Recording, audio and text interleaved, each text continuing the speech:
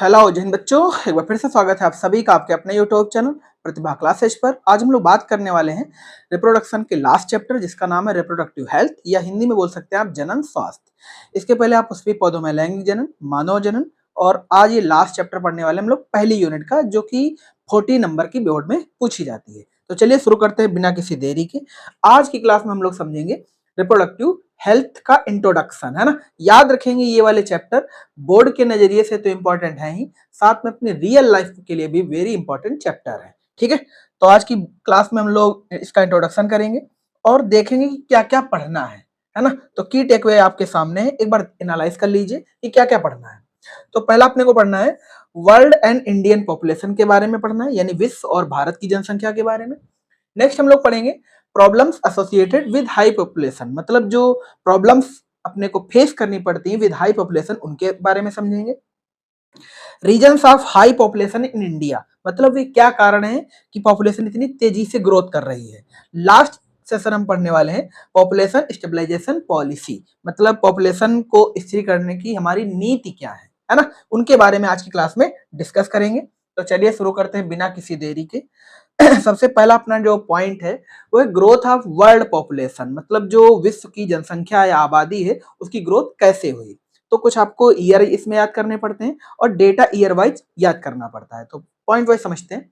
According to recent theory, मतलब जो अभी हाल की नई थ्योरी आई है, modern humans appeared in Africa 2 lakh years ago, है ना। मतलब जो अभी आधुनिक मनुष्य है उसको देखा गया कहां पर, अफ्रीका में। कितने लाख साल पहले, 2 लाख साल पहले। ये छोटा मोटा ईयर नहीं है। Since then humans have developed, ये एक्चुअल में डेवलप्ड पॉइंट है, on this planet and have been successful in continuously growing their population, और वो अपनी कंटिन्यूसली जो पॉपुलेशन उसको बढ़ाते चले आ रहे हैं। Although several factors like pandemics, famine, wars and invasions had created population bottleneck, humans have thrived to sustain, मतलब इन सभी के चलते जो आबादी रहती है वो लगभग मेंटेन बनी रहती है ना।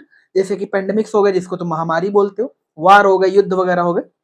तो यहाँ पर कुछ जो पॉपुलेशन उनके नंबर दे रखे हैं। पॉपुलेशन ड्यूरिंग रोमन एम्पायर, मतलब जो रोमन का साम्राज्य था उस समय जो विश्व की आबादी होती थी वो ये थी 50 to 60 मिलियन, है ना। नेक्स्ट बात कर लेते हैं पॉपुलेशन व्हेन एग्रीकल्चर इमर्ज, तब पॉपुलेशन कितनी थी, 1 to 15 मिलियन, है ना। और ये आपका इवोल्यूशन दे रखा है स्टेप वाइज, है ना। यहां से यहां तक हम लोगों का ये विकास दिखाया गया है। ठीक, चलिए बात करते हैं आगे। तो जो मॉडर्न ह्यूमन देखा गया वो कहां देखा गया, इन अफ्रीका। कितने लाख साल पहले, 2 लाख साल पहले। ठीक है, ग्रोथ ऑफ वर्ल्ड पॉपुलेशन में अगला पॉइंट एक चार्ट वाइज समझेंगे, जिसमें आपको ईयर वाइज डेटा याद करना है। जैसे आपको यहाँ पे दिखाया गया है कि 1804 में 1804 में पहली बार विश्व की आबादी कितनी हो गई थी, 1 बिलियन। 1 बिलियन बोले तो 100 करोड़, है ना। याद रखना है सभी को, 1 बिलियन इक्वलेंट 100 CR, ये याद रखना सब लोग। 1804 में ये आबादी कितनी थी, 1 बिलियन। और अगला जो डेटा दे रखा है वो ये 1899, है ना। ये थोड़ा मिसप्रिंट है। 1899 ये आबादी कितनी हो जाती है, 2 बिलियन, यानी लगभग 95 साल लगते हैं और आबादी 2 टाइम हो जाती है।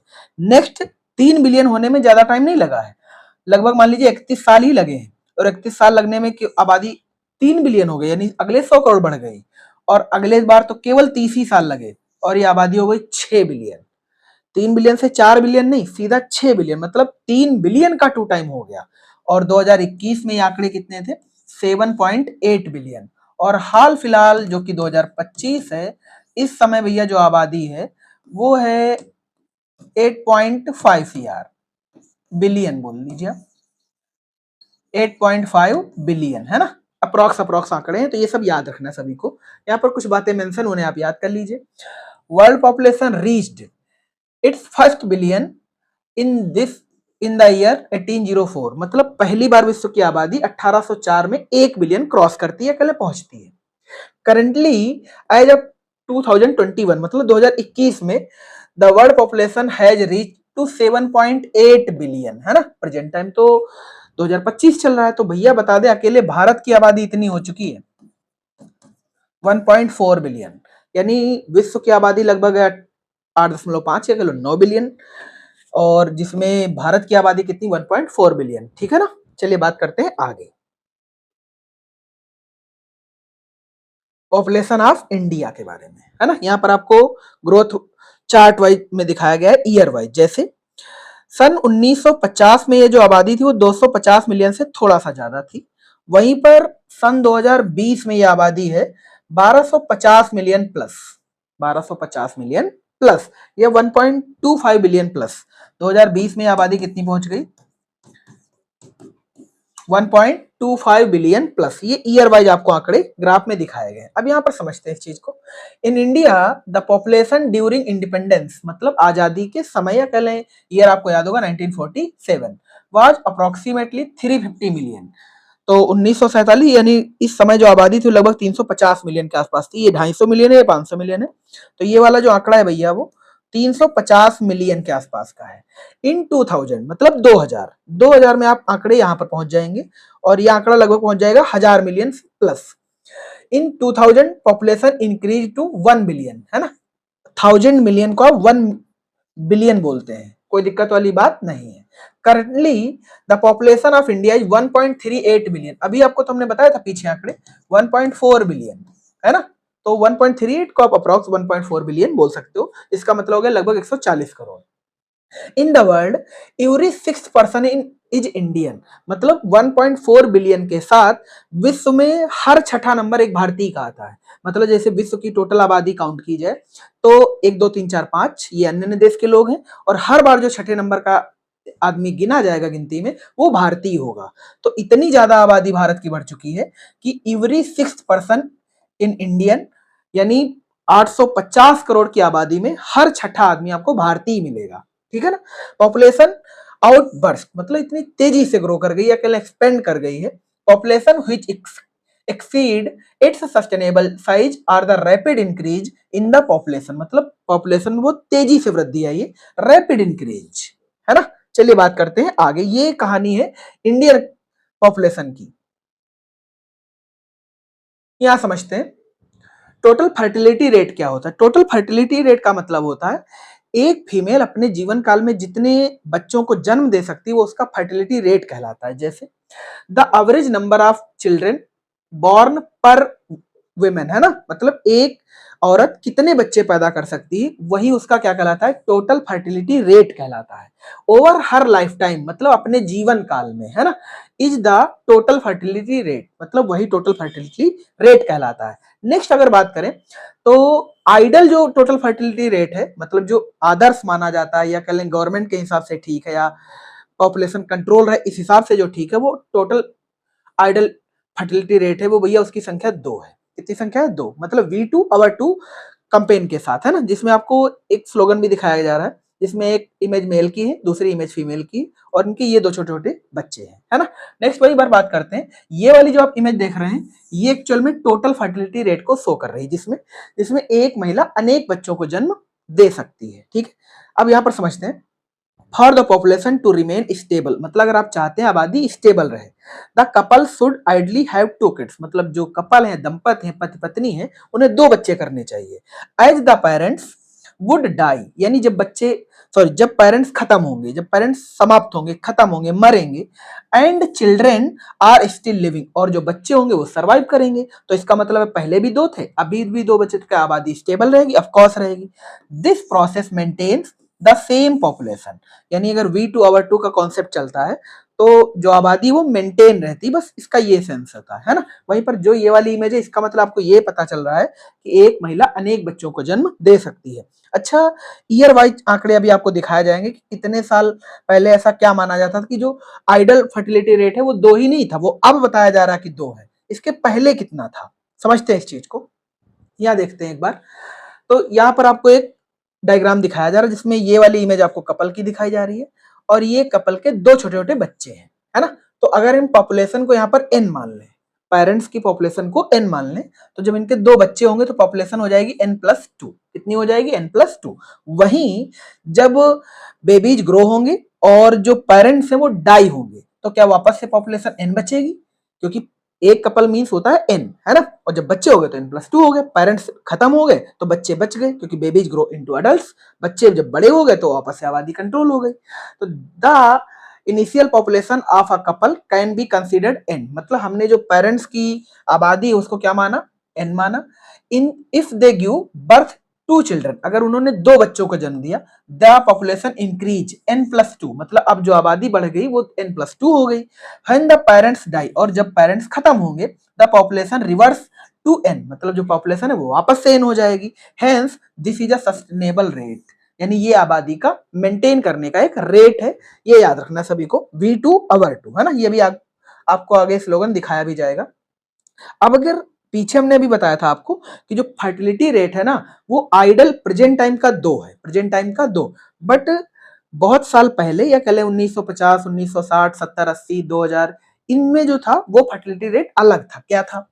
इन 1947, मतलब 1947 के समय, the fertility rate of India was around 6, मतलब एक महिला कम से कम 6 बच्चों को जन्म देती थी। उनमें कुछ महिलाएं बताती, एक ये औसत नंबर है, ये मीन है, यानी हर भारत की जो महिलाएं थी वो औसत 6 बच्चों को जन्म देती थी। उनमें अगर आपके पास ये आंकड़े समाज के हों तो किसी किसी वीमेन के 10 बच्चे, किसी किसी वीमेन के 8, किसी किसी वीमेन के 9, किसी के 12, तो इसका जब लगभग एवरेज निकाला गया, या किसी किसी वीमेन के मान लो 4 भी हुए, किसी किसी वीमेन के 3, किसी किसी वीमेन के 2, तो अप्रॉक्स जो आंकड़ा एवरेज निकला इनका ना, तो वो कितना निकला 6, यानी सन 1947 के टाइम जो इंडियन वीमेन थी वो अप्रॉक्स 6 बच्चों को जन्म देती थी। इसका मतलब ये नहीं कि हर महिला 6 बच्चों को जन्म देती थी ना, ये एक एवरेज नंबर है, मतलब किसी के 6 से ज्यादा, किसी के 6 से कम, तो जो एवरेज था वो 6 का था।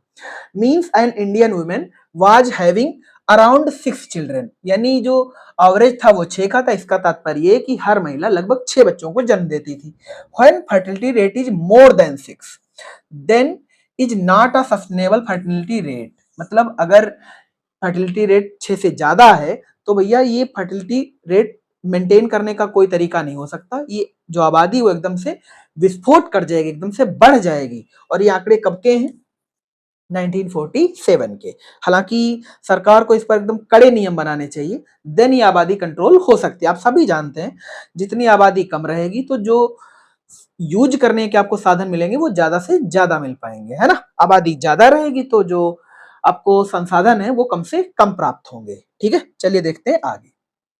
अब यहाँ पर कुछ की टेकअवे वापस से हैं जो बताते हैं reason for high population in India, मतलब भारत में जो ज्यादा आबादी की वृद्धि हुई वो कैसे हुई या क्यों हुई। तो पहला पॉइंट दे रखा है 1 2 3 ऐसे करके। तो पहला पॉइंट है high mortality and lower life span, मतलब उच्च मृत्यु दर, उच्च मृत्यु दर और लोअर लाइफ स्पैन मतलब कम जीवन काल, है ना।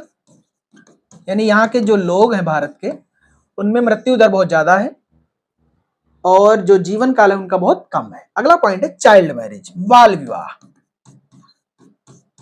आप इसे क्या बोलेंगे? बाल विवाह। हालांकि अब बंद है। लिटरेसी, लिटरेसी बोले तो साक्षरता, है ना।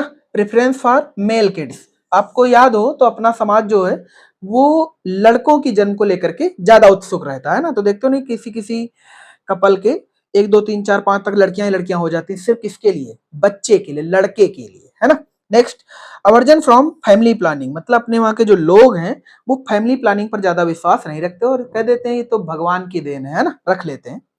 Non availability of contraceptive, contraceptive का मतलब होता है, आपने पढ़ा होगा गर्भ निरोधक गोलियां,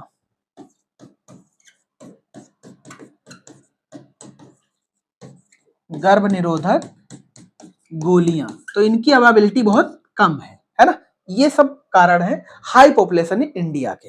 तो एक एक करके इनको समझते हैं। चले देखते हैं पहला पॉइंट।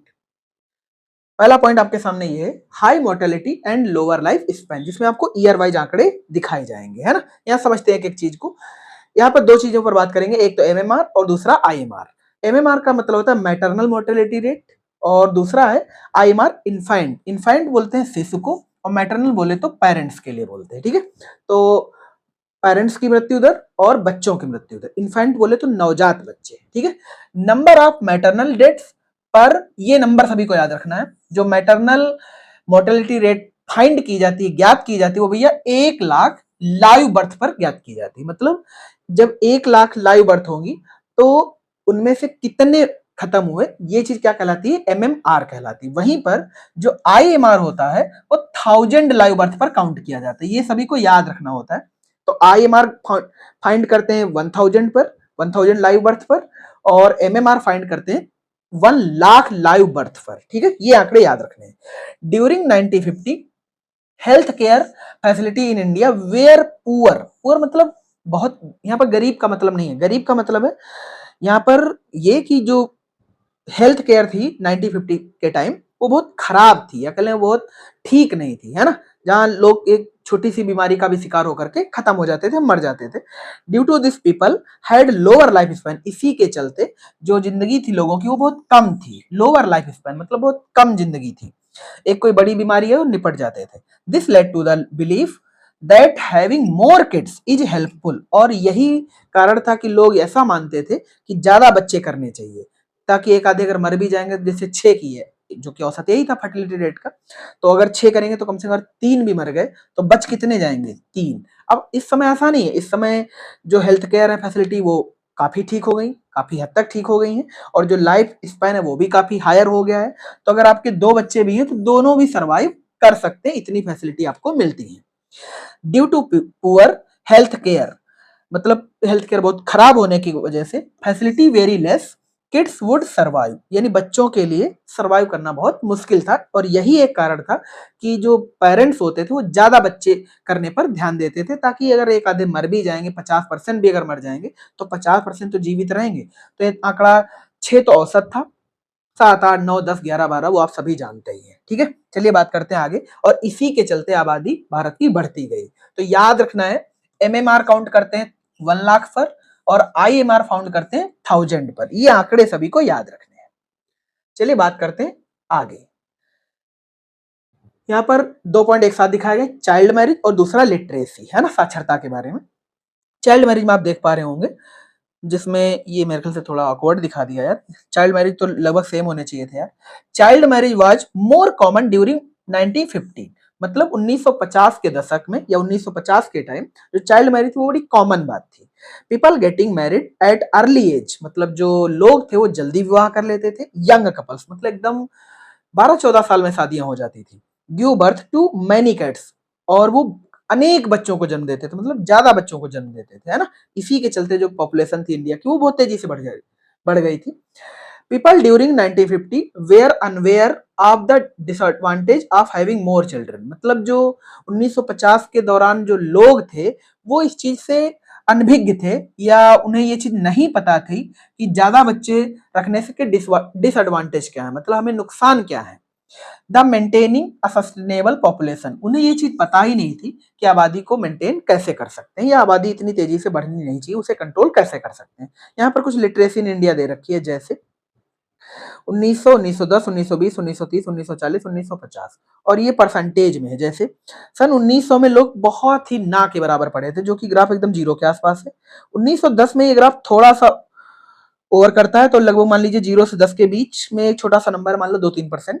1920 में थोड़ा सा ज्यादा, 1930 में और ज्यादा, 1940 में और ज्यादा, 1950 में टोटल और ज्यादा, ठीक है। तो ये सारी संख्याएं दे रखी हैं जिनमें ये टोटल लिटरेसी है, और साथ में जो रेड वाला ग्राफ है वो मेल के लिए है, और जो नीचे मिडिल वाला ग्राफ है ये फीमेल के लिए है। मतलब इस टोटल नंबर में भी जो मेल थे वो ज्यादा पढ़े लिखे होते थे और फीमेल कम पढ़े लिखे होते थे। ये अपने जो सोसाइटी उसकी अपनी एक डिजाइन है ना, जहां पर फीमेल को पढ़ने के लिए उतना ज्यादा उत्सुक या प्रमोट नहीं किया जाता था, है ना। ये वैदिक काल से ही चला आ रहा है, इसमें कोई बड़ी बात नहीं है।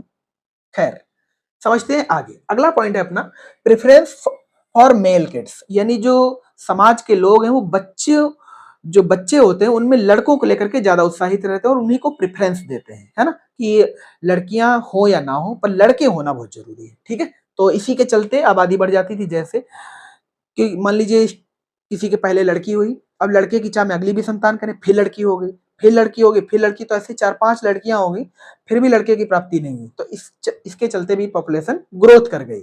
During 1950 women were expected to handle household chores. Most of the business jobs were handled by male only, मतलब जो ज्यादातर जॉब थी वो किसके द्वारा हैंडल की जाती थी, मेल के द्वारा। तो यही एक कारण था कि लोग चाहते थे कि हमारे लड़का होना जरूरी है। Hence everyone desired to have son, और यही कारण था कि लोग सन चाहते थे। सन बोले तो बेटा या लड़का। This led some couples to give birth to children until they finally had a son, मतलब इसी के चलते वो लोग कई बच्चे पैदा कर लेते थे, किसकी प्राप्ति के चक्कर में, सन के यानी बेटे के चक्कर में। This also led to mistreatment and sometimes killing of daughters, और इसके चक्कर में वो कई बार मिस ट्रीटमेंट करा लेते थे, क्या करने के लिए, किलिंग ऑफ डॉटर्स, मतलब पुत्रियों की मृत्यु के लिए। नेक्स्ट बात करते हैं अवर्जन फ्रॉम फैमिली प्लानिंग, मतलब लोग अनभिज्ञ थे फैमिली प्लानिंग को लेकर के, जिसे आप परिवार नियोजन बोलते हैं। सम कम्युनिटी, मतलब कुछ समुदाय, डू नॉट बिलीव, मतलब वो मानते ही नहीं थे, in the family planning method, मतलब बहुत सारे समुदाय वो इस पर विश्वास ही नहीं करते कि फैमिली प्लानिंग नाम की कोई मेथड भी है। वो तो ये मानते थे कि बच्चे गॉड गिफ्ट है ना, बच्चे भगवान की देन है। आज भी तुमने देखे होंगे कि बच्चे, एक परी आती है, बच्चा देख के चली जाती है, ये सब बकवास है ना।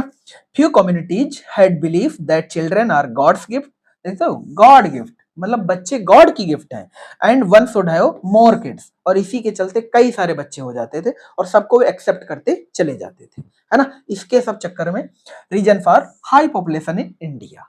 मेरी बात क्लियर समझ में आई सभी को। चलिए बात करते हैं आगे।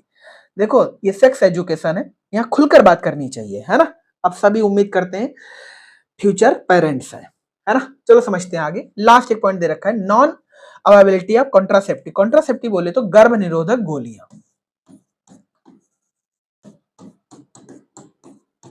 तो 1950 के समय ये जो गोलियां थी गर्भ निरोधक, वो भी उतनी ज्यादा उपलब्ध नहीं थी। During 1950 contraceptive were not easily available, मतलब ये इजी तरीके से उपलब्ध नहीं थे। This led to unwanted pregnancy, है ना। Hence India has huge population. Huge बोले तो बहुत ज्यादा, हैवी, है ना। तो ये सारे आपको गर्भ निरोधक के साधन दिखाए जा रहे हैं, जिनमें आप सभी समझते हैं ये कॉन्डम है, ये फीमेल कॉन्डम है, ये कॉपर टी है, ये भी कंडोम का ही मेरे ख्याल से, ये कंडोम नहीं है यार, ये है ना। ये पिल्स आपको दिखाई जा रही हैं, ये सब ऐसे ही इसके अंतर्गत आती है, कॉन्ट्रासेप्टिव के अंतर्गत आती है। तो कॉन्ट्रासेप्टिव वर्ड याद रखना, गर्भ निरोधक के अंतर्गत आता है। वे सभी उपकरण जो गर्भ निरोधक का कार्य करते हैं वो सब कॉन्ट्रासेप्टिव कहलाते हैं, ठीक है। नेक्स्ट बात करते हैं। यहाँ पर एक क्वेश्चन आपके सामने दिखाया गया और उम्मीद करते हैं ये आपने पीछे पढ़ा भी था अभी। मैटरनल मोर्टेलिटी रेट इज, पीछे आपने पढ़ा था 1 लाख, और ऑप्शन पढ़ते हैं, नंबर ऑफ डेथ्स पर 1000 लाइव बर्थ। 1000 लाइव बर्थ कहाँ था, वो तो आईएमआर में 1000 था। नंबर ऑफ मैटरनल डेथ पर 1 लाख लाइव बर्थ, क्या अपना ये राइट आंसर है, क्लियर। नंबर ऑफ इन्फाइंट, इन्फाइंट नहीं था, मैटरनल था, क्योंकि मैटरनल पूछा गया तो मैटरनल पिक करेंगे। इन्फाइंट, इसमें भी नंबर देखो सेम लिखा है, इन दोनों में नंबर सेम लिखा, पर यहाँ मैटरनल लिखा और यहाँ इन्फाइंट लिखा, तो राइट आंसर होगा ऑप्शन नंबर बी, ये गलत होगा। और यहाँ पर तो 1000 ही लिखा है, तो ये तो ऑल्सो गलत। तो इस वाले का जो करेक्ट आंसर होगा ऑप्शन नंबर बी होगा। Maternal mortality rate is number of maternal death पर 1 लाख लाइव बर्थ। उम्मीद करते हैं ये चीज सभी को क्लियर समझ आई होगी। चलिए बात करते हैं आगे, problems due to high population. अगर आबादी ज्यादा बढ़ जाती है तो प्रॉब्लम्स क्या फेस करनी पड़ेंगी, उन्हें हेडिंग वाइज समझते हैं। सबसे पहला पॉइंट है स्कार्सिटी।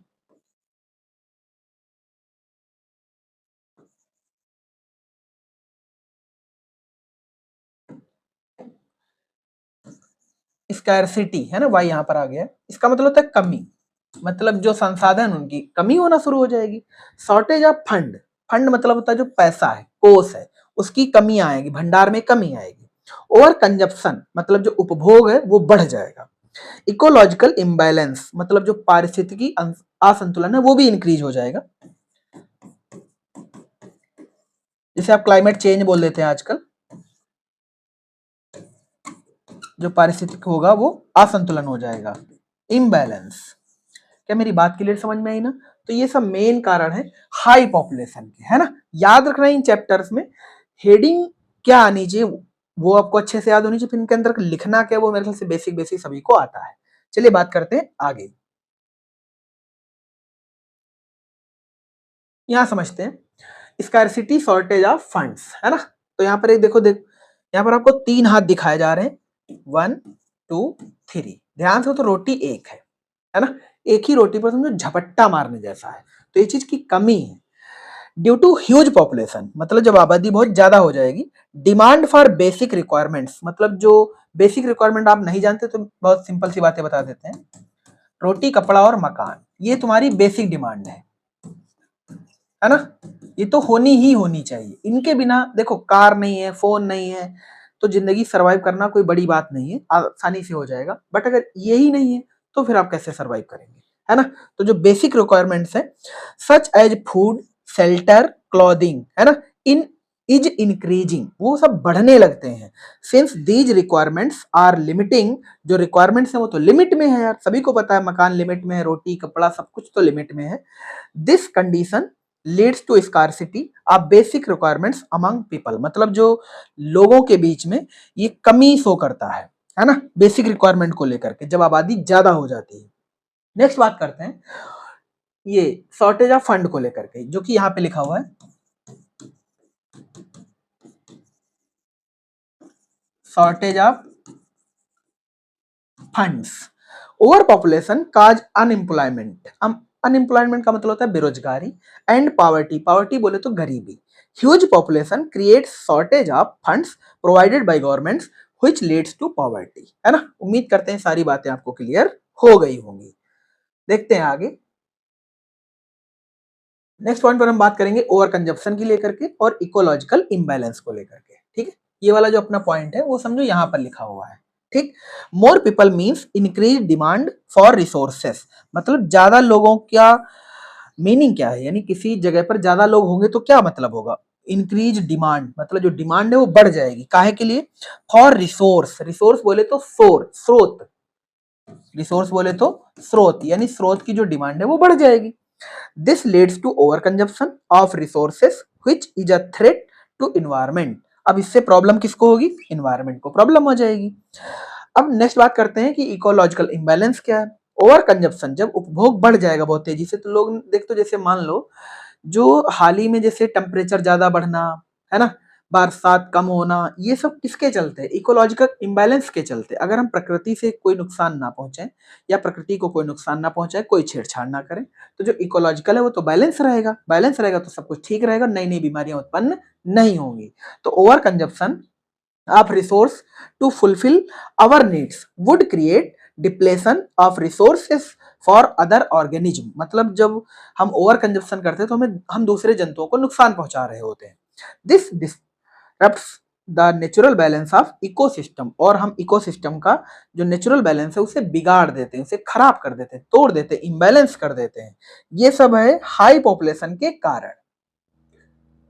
नेक्स्ट बात करते हैं हम लोग पॉपुलेशन स्टेबलाइजेशन पॉलिसी, मतलब जो जनसंख्या या आबादी है उसको कंट्रोल करने की हमारी नीतियां क्या है, पॉलिसी क्या है, स्थिरीकरण पॉलिसी, है ना। पॉलिसी बोले तो नीतियां, स्टेबलाइजेशन का मतलब स्थिरीकरण। National programme for family planning, ये कब आता है, 1952 में, यानी जो भारत सरकार है वो 1952 में एक प्रोग्राम लाती है जिसका नाम क्या है, national programme for family planning, है ना। एक राष्ट्रीय प्रोग्राम है किसके लिए, फैमिली प्लानिंग के लिए। ये है क्या, इसका उद्देश्य क्या, समझते हैं कि करके। India first country to launch a family planning programme, और मतलब भारत दुनिया का पहला देश है जिसने ये वाला प्रोग्राम लॉन्च किया, और फिर भी आज तक ये कंट्रोल नहीं कर पाया आबादी को। Launch a family planning programme.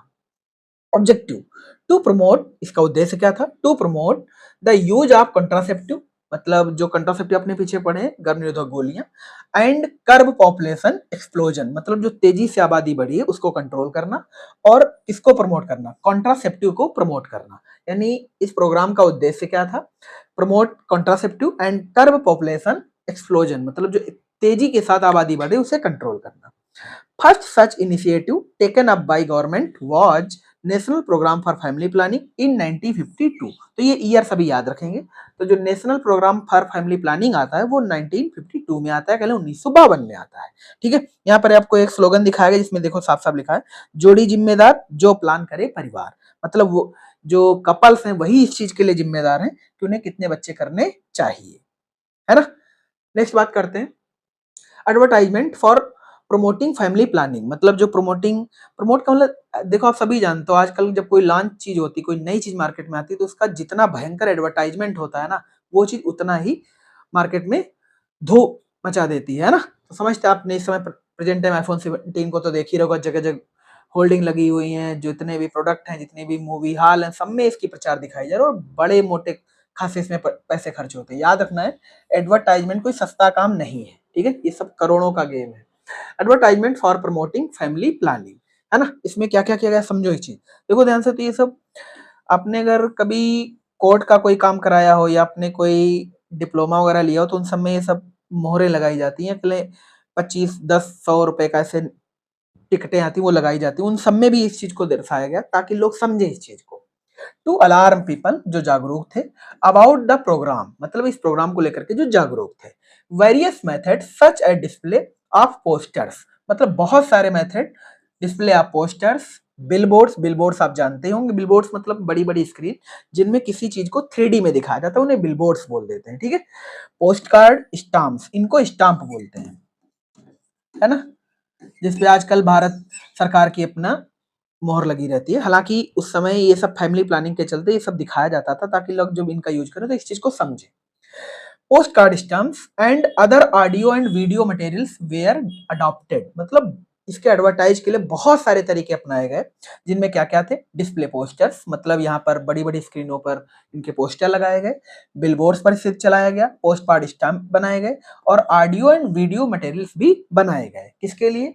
Promoting family planning के लिए, एड के लिए। Soon family planning programme was promoted under the slogan, और इसका स्लोगन क्या था, है ना, हम दो हमारे दो, हिंदी में था और इंग्लिश में था we two and our two, मतलब हम दो हमारे दो। और ये वाली तुमने टैगलाइन ट्रकों पर लिखी खूब देखी होगी, है ना। और याद रखना है ट्रकों पर इनको इसलिए लिख दिया जाता है क्योंकि फ्री फंड का प्रचार करते हैं ये लोग, देखते हो नहीं, एक राज्य से दूसरे राज्य में गति करते हैं, कई बार तो देश से दूसरे देश में भी गति करते हैं, तो इसलिए इनसे प्रचार एडवर्टाइजमेंट मिल जाता है। नेक्स्ट बात करते हैं reproductive and child health care programme. अगला एक प्रोग्राम आया RCH, R means reproductive and C means child, H means health care programme. और ये लॉन्च कब होता है? 1997 में। तो ईयर याद रखना है। तो जो पीछे नेशनल प्रोग्राम था फैमिली प्लानिंग को लेकर के, वो 1952 में आया, और जो RCH है वो 1997 में आया, 1997 में। इसके उद्देश्य क्या थे? रिड्यूस टोटल फर्टिलिटी रेट, मतलब आपने देखा था जो पहले 1950 के समय टोटल फर्टिलिटी रेट था वो भैया अप्रॉक्स 6 था, अप्रॉक्स कितना था? 6। जबकि जो आइडल टोटल फर्टिलिटी रेट होता है वो कितना होता है? 2। फर्टिलिटी रेट का बहुत सिंपल मतलब है कि एक महिला अपने जीवन काल में कितने बच्चों को जन्म दे सकती है। तो 1947 या 1950 के आसपास ये एवरेज जो नंबर था वो 6 था। हालांकि इस समय जो गवर्नमेंट प्रमोट कर रही है वो कितना है? 2, है ना। Infant mortality rate and maternal mortality rate, आपने इनके बारे में पीछे पढ़ भी रहा। Monitor overall wellbeing of mother and child, पूरी तरह से ओवरऑल मॉनिटर करना है किसको? मदर एंड चाइल्ड को। Adopt measures to avoid unwanted pregnancy and sexually transmitted disease, मतलब इस प्रोग्राम के चलते अनवांटेड प्रेगनेंसी उससे आप डिले कर सकते हैं, एंड सेक्सुअली ट्रांसमिटेड डिजीज इसे शॉर्टकट में STD बोलते हैं, है ना। इन सब के चलते ये प्रोग्राम का उद्देश्य था RCH का, जो कि 1997 में लॉन्च किया गया भारत सरकार के द्वारा। यहाँ पर समझते हैं reproductive health is the, actual में WHO के द्वारा जनन स्वास्थ्य की परिभाषा है, ठीक है। याद रखना ये जनन स्वास्थ्य की परिभाषा लिखी है।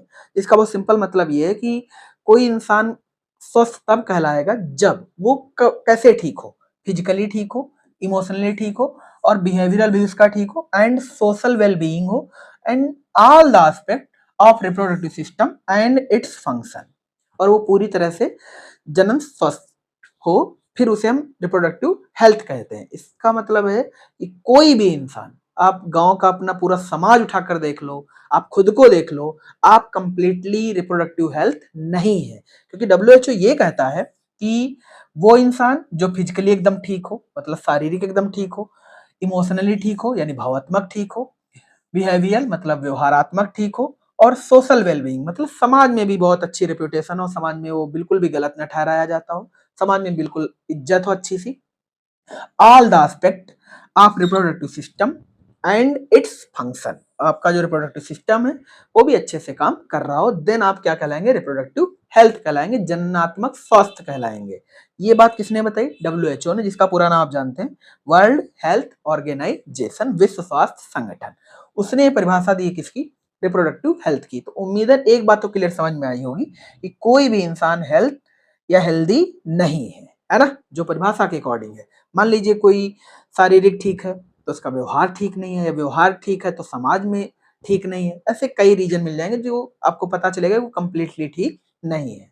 नेक्स्ट बात करते हैं आउटकम्स ऑफ स्टेबलाइजेशन पॉलिसी। यहाँ समझते हैं कुछ बातों के बारे में। First and foremost outcome was people got access to good health care. मतलब जो लोग हैं वो ज्यादा से ज्यादा एक्सेस कर पाए क्या, गुड हेल्थ केयर, मतलब अच्छी डॉक्टर के पास जाएं और अच्छी दवाएं उनको मिल पाए। ये तभी पॉसिबल होगा जब आबादी कम होगी। It provided medical assistance to people for issue related to pregnancy, delivery, STD. इन सब के बारे में आप जाकर के वहाँ डॉक्टर से कंसल्ट कर पाए, बात कर पाए। एबॉर्शंस, मेंस्ट्रुअल साइकिल, इनफर्टिलिटी, इन सब के बारे में आप बात कर पाए। It reduced the overall IMR and MMR in India. और ये कम कर पाओ क्या चीज, IMR एंड MMR, मतलब बच्चों की मृत्यु दर और पेरेंट्स जो माता है उनकी मृत्यु दर को कम करना, है ना। The average life span increase, जो आपके जीवन काल है वो बढ़ जाए क्विकली आफ्टर 1950। मतलब ये कब हुआ, 1950 के बाद। People now have few kids as the chances of survival of kids are more. मतलब जब आपके बच्चे कम होंगे, फ्यू किड्स बोले तो कम बच्चे, तो आपके चांस सर्वाइव करने के ज्यादा हो जाएंगे, क्योंकि आपको समाज की जो चीजें हैं या संसाधन है वो ज्यादा यूज करने के चांस मिलेंगे, मौके मिलेंगे, है ना। फिर सर्वाइव करने का चांस बढ़ जाएगा। Implementation of these policy increase the marriageable age of the female to 18 years and males 21 years. मतलब इस पॉलिसी के ही चलते जो शादी करने की उम्र है वो भी बढ़ा दी गई। किसके लिए क्या की गई, एक बार समझ सकते हैं। फीमेल के लिए उम्र की गई 18 साल और मेल के लिए उम्र की गई 21 साल। हालांकि अब तो इससे भी ज्यादा कर दी गई, और तुमने अगर देखा हो तो आजकल लोग कम ही ऐसे हैं जो इस उम्र में शादी कर रहे हैं, हालांकि सब इससे प्लस ही कर रहे हैं, है ना। और ऐसे बहुत कम लोग मिलेंगे जो इससे कम वाली उम्र में कर रहे हैं, ठीक है। जैसे लड़की 15 साल, लड़का 20 साल या 10 साल, सॉरी 10 साल नहीं कह सकते, 15-16 साल, ये वाली शादियां तो खैर अब नहीं होती हैं। This solved the problem of child marriage, और इसी के चलते चाइल्ड मैरिज की प्रॉब्लम सॉल्व हो जाती है। It prevented couples from having more children during their life time, है ना। नेक्स्ट बात करते हैं। यहाँ पर आपको एक ग्राफ दिखाया गया है जिसमें आउटकम्स ऑफ स्टेबलाइजेशन पॉलिसी के बारे में, मतलब स्टेबलाइजेशन पॉलिसी के आउटकम क्या है, फायदे क्या है। Literacy rate of males and female in India from 90 to 1000, मतलब 1900 से 2000 के बीच का आपको लिटरेसी रेट दिखाया गया है, जिसमें लिटरेसी रेट का परसेंटेज इधर है, और रेड लाइन मेल है, ये फीमेल है, और ये वाला टोटल है। मतलब जो ये वाला लाइन है वो टोटल के लिए है, ये मेल के लिए और ये फीमेल के लिए, है ना। जैसे कि पीछे आपको दिखाया गया था सिमिलर वही है। जैसे प्रेजेंट टाइम की अगर बात करें तो 1900 में हमने बताया था लगभग बहुत कम है, और सन 2000 के आसपास जो भैया टोटल लिटरेसी रेट है वो इस लाइन पर है, लगभग 60%। कितना है, 60%। यानी सन 2000 में जो भारत की आबादी थी वो लगभग 60% पढ़ी लिखी थी। हालांकि 60% से थोड़ा डाटा ये कम है, तो हमने 60% मान लिया। इस 60 में जो पुरुष थे वो लगभग थे 80%। मतलब इस 60% में, यानी अगर हमने कहा 100 में से 60 लोग पढ़े लिखे थे, तो उस 100 में से 80%, 80% बोले तो 48, तो 48 पुरुष पढ़े थे। और जबकि वो महिलाओं की बात करें तो ये लगभग 70%, है ना। तो ये लगभग 42। क्या मेरी बात क्लियर समझ में आई सभी को। चलिए बात करते हैं आगे। From the graph it is evident that how literacy rate increase after 1950। मतलब इस ग्राफ के चलते आपको ये दिखाया गया है कि लिटरेसी रेट आफ्टर 1950 कैसे ग्रो कर गई। आप देख रहे होंगे ग्राफ एकदम से तेजी से जा रहा है। Policy played an important role in bringing awareness about over population. मतलब जो लिटरेसी है वही चीज इस लोगों को जागरूक करती है, या पढ़े लिखे की जो क्षमता वही आपको जागरूक करती है कि जो ओवर पॉपुलेशन उसके नुकसान क्या है। People were educated about the negative of having more children. यानी आप ये समझ पाते हैं कि लोग ज्यादा बच्चे रखने के क्या क्या नुकसान है, और ऐसा तब होगा जब आप एजुकेटेड होंगे। क्या मेरी बात क्लियर समझ में आई? चलिए बात करते हैं आगे।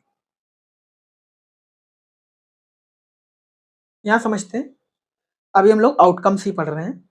Introduction of sex education in school, है ना, यानी यौन शिक्षा के बारे में स्कूल के बारे में क्या क्या पढ़ाया जाता है वो समझते हैं। Introduction of sex education in school provide right information to the young ones, मतलब जो बच्चे वहां पढ़ने जाते हैं उन्हें राइट इंफॉर्मेशन बताई जाती है। Sex education will discourage them to believe in myths and having misconception about sex related aspect, मतलब जो सेक्स रिलेटेड आपके एस्पेक्ट होते हैं, आपकी जो भावनाएं होती हैं, उनके मिथ के बारे में यहाँ पर बताया जाता है। जो आपके मिसकॉन्सेप्शन होते हैं उनको भी समझाया जाता है अच्छे से। This also reduce the chance of getting STI. STI बोले तो सेक्सुअल ट्रांसमिशन इन्फेक्शन, मतलब सेक्स एजुकेशन के चलते आपके जो एसटीआई के चांसेस होंगे बहुत कम हो जाएंगे, रिड्यूस हो जाएंगे, मतलब कम हो जाएंगे, है ना। जब आप किसके बारे में बात करेंगे, सेक्स एजुकेशन के बारे में बात करेंगे, तो आप ये जान पाएंगे कि सेक्स रिलेटेड एस्पेक्ट क्या है, एसटीआई से बचा कैसे जा सकता है, एसटीडी से बचा कैसे जा सकता है, बच्चे कितने होने जरूरी, ये सारी बातें खुलकर करनी चाहिए। यहां समझते हैं अवेयरनेस क्या है। Educating fertile couple about birth control options, care of pregnant mothers, postnatal care, importance of breastfeeding, breastfeeding, है ना, ये सारी बातें अवेयरनेस के अंतर्गत आती हैं। Educating fertile couple about providing information about reproductive organs, adolescence, adolescence बोले तो किशोरावस्था कह सकते हो आप, safe and hygiene sexual practice and sexually transmitted disease, इन सब के बारे में आप आसानी से जान सकते हो अगर आप जागरूक हैं तो, या ये कह लें सेक्स एजुकेशन के चलते आप जागरूक हो जाएंगे, फिर सब इन बातों पर आप चर्चा कर पाएंगे, इन सभी को समझ पाएंगे। ठीक है, चलिए बात करते हैं आगे। जैसे यहाँ पर हमने क्या बात करनी है, बर्थ कंट्रोल ऑप्शंस के बारे में, केयर ऑफ प्रेग्नेंट मदर्स के बारे में, पोस्टरनल केयर के बारे में, इंपॉर्टेंस ऑफ ब्रेस्ट फीडिंग के बारे में। नेक्स्ट हम लोग बात कर पाएंगे रिप्रोडक्टिव ऑर्गन के बारे में, एडोलसेंस के बारे में, safe and hygiene sexual practice के बारे में, एंड सेक्सुअल ट्रांसमिटेड डिजीज के बारे में, है ना। तो ये सब सेक्स एजुकेशन में पढ़ाया जाता है।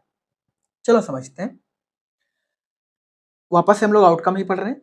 सर्चुलेटरी ban on foetal sex determination methods, है ना। तो आपने एक चीज, अगर अभी लास्ट वाला चैप्टर आपको याद हो तो आपने भ्रूण कला में एक नाम पढ़ा था, एमनियन। क्या पढ़ा था? एमनियन। एमनियन एक कला का नाम होता है जिसमें एक लिक्विड भरा रहता है, एमनियोटिक, सॉरी एमनियोटिक फ्लूइड बोल देते हैं, एमनियोटिक कैविटी में भरा रहता है, और उस फ्लूइड में इतनी ताकत होती है कि अगर आप उसका सैंपल निकाल लें तो बच्चे के अनुवांशिक लक्षण बता सकते हैं कि कौन सी उसको अनुवांशिक बीमारी, ये सब पता कर सकते हैं। और अगली चीज ये भी पता कर सकते हैं कि जो गर्भ में संतान है वो लड़की है या लड़का है। तो कई बार क्या करते हैं, जो नहीं कहते हैं सन को प्रमोट करते हैं, सन को प्रमोट करने के चक्कर में जो गर्भ में लड़कियां होती ना उनको एबॉर्शन करवा देते हैं लोग, एमटीपी करवा देते हैं, है ना। उसी के बारे में बताया गया है। The policy aimed at legally ban, मतलब ये लीगली बैन कर दिया, हालांकि ये पहले बैन नहीं था। जो एमनियोसेंटेसिस मैकेनिज्म है, हिंदी में उल्ब वेधन बोलते हैं, ये पहले बैन नहीं था, अब बैन हो गया है। Legally banning foetal sex determination method, जिसमें लोग ये पता कर लेते थे कि गर्भ में जो संतान पल रही है वो लड़की है या लड़का, सच एज एमनियोसेंटेसिस, और ये मेथड क्या कहलाता था? एमनियोसेंटेसिस कहलाता था। And sex determination through ultrasound scanning, और ये सब अल्ट्रासाउंड के थ्रू पता कर लेते थे कि संतान लड़की है या लड़का। आगे क्या होता था? Foetal sex determination often led people to take extreme steps like female foeticide, मतलब जो अगर गर्भ में लड़की होती थी तो फेटिसाइड कर देते थे, मतलब एबॉर्ट करवा देते थे, गिरा देते थे, ये कह सकते हैं आप। यहां समझते, research has provided newer better and easy to use family planning methods, जिसमें आपको एक टैबलेट के बारे में बताया जिसका नाम है Saheli. Saheli is now marketed under the name Chhaya, यानी छाया के नाम से मार्केट में बिकती है, और ये टैबलेट का नाम है। ठीक है, फॉर एग्जाम्पल सहेली first and only non hormonal oral contraceptive, मतलब ये मुख के द्वारा कंट्रासेप्टिव को एक्सेप्ट किया जाता है, मतलब टैबलेट है ये। पिल फॉर फीमेल्स, और याद रखना ये किसके लिए? ओनली फीमेल के लिए है। ठीक है, सहेली टैबलेट का नाम है। It was developed by central drug research institute, shortcut में इसका नाम है सीडीआरआई, और ये अच्छी बात है कि ये अपने लखनऊ में है। जो सीडीआरआई है ये अपने लखनऊ में है। आप में से शायद कई बच्चे जानते भी होंगे और आपने देखा भी हो शायद इसके बारे में, है ना, इसको आपने देखा होगा। सीडीआरआई यानी ये जो सहेली नाम की टैबलेट है वो कहाँ पर बनती है? CDRI में बनती है। CDRI का पूरा नाम याद रखना, और ये लखनऊ में है। ठीक है, नेक्स्ट बात करते हैं cheap and wide availability of contraceptive, मतलब सस्ती और मतलब बहुत व्यापक रूप से ये उपलब्ध है। कौन सी चीज? Contraceptive. One of the major step taken was the community based distribution of contraceptive with the help of local volunteer, मतलब जो दवाई वितरण का काम करते हैं वो आसानी से इन सब चीजों को बेच रहे हैं, सस्ती भी है और खूब मार्केट में उपलब्ध भी है। कंट्रासेप्टिव एट मेडिकल शॉप, मतलब मिलेंगी कहाँ? तुम्हें medical shop and health centre, मतलब जो कि दवा जहां पर मिलती है या कह लें जहां पर डॉक्टर बैठता है। Contraceptive are now easily accessible at places like medical shop, primary health centre, PHC बोल सकते हो, CHC बोल सकते हो, इन सब जगह ये उपलब्ध रहती है। फ्री डिस्ट्रीब्यूशन ऑफ कंट्रासेप्टिव, मतलब ये जो कंट्रासेप्टिव फ्री भी मिलती है, मतलब इसके बहुत सारे जो मॉडल्स हैं वो फ्री आते हैं, बहुत सारे टैबलेट हैं, बहुत सारे जो नहीं पीछे आपको बहुत सारी चीजें बताई गई वो सब फ्री आती हैं अंडर सर्टेन प्रोग्राम। इसी प्रोग्राम के चलते, कौन सा प्रोग्राम है ये? Outcome of stabilization policy. आप प्रोग्राम का नाम ये याद रखना, स्टेबलाइजेशन पॉलिसी। इस सब के चलते ये सब चीजें फ्री दी जाती हैं।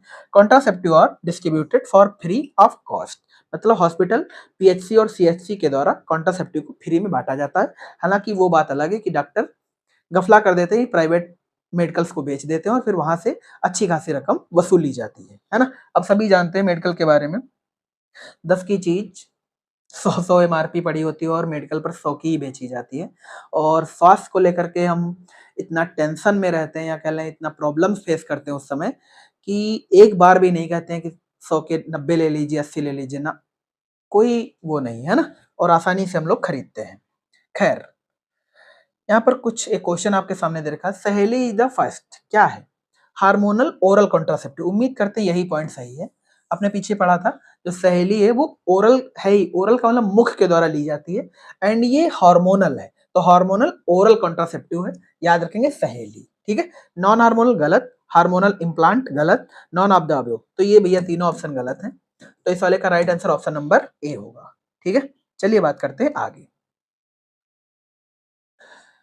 रिजल्ट ऑफ स्टेबलाइजेशन पॉलिसी, मतलब इसके परिणाम क्या है? परिणाम आपके सामने है। जैसे बिफोर स्टेबलाइजेशन पॉलिसी के चलते ये था, ये दो पेरेंट्स हैं, उनके देख रहे हो कितने सारे बच्चे हैं। ड्यूरिंग स्टेबलाइजेशन पॉलिसी थोड़ा सा कंट्रोल किया, ये कपल है या ये कल ये कपल है और ये उनके दो दो चार बच्चे हैं।